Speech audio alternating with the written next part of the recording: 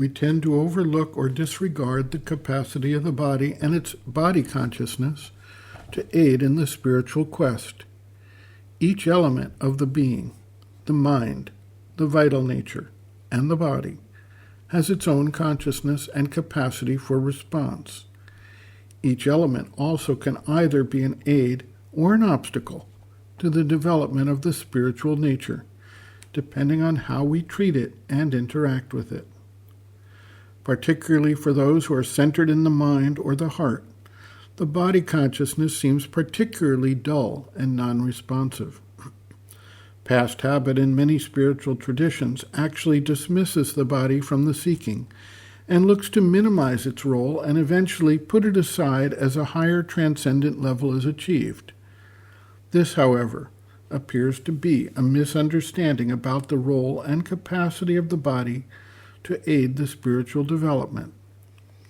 Each plane of consciousness has its own unique contribution to the totality of the required development. The body, anchored as it is in the external material world, is an important element in the transformation of the external existence. The body is also capable of receiving, holding, and radiating back higher energies with which it comes into contact. We are all familiar with the fact that rocks can absorb heat from various sources, hold that heat for quite some time, and let it back out over a period of time. An experiment was done with the vital force of prayer.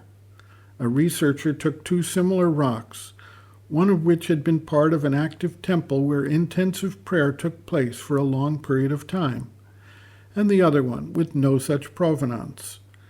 Kirlian photography of the two showed that the temple rock had a strong radiant aura streaming out from it, while the ordinary rock had no such energetic vibration.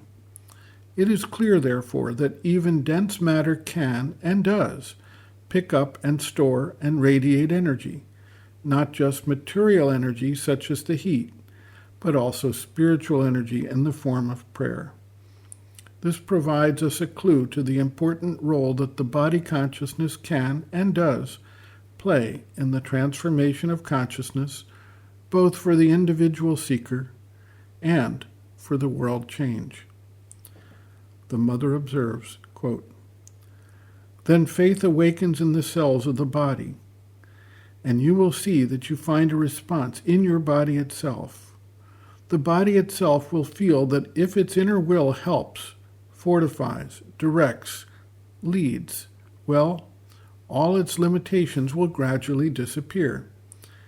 And so, when the first experience comes, which sometimes begins when one is very young, the first contact with the inner joy, the inner beauty, the inner light, the first contact with that, which suddenly makes you feel, oh, that is what I want.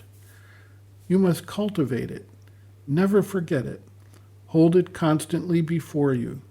Tell yourself, I have felt it once, so I can feel it again. This has been real for me, even for the space of a second, and that is what I am going to revive in myself. And encourage the body to seek it with the confidence that it carries that possibility within itself, and that if it calls for it, it will come back. It will be realized again.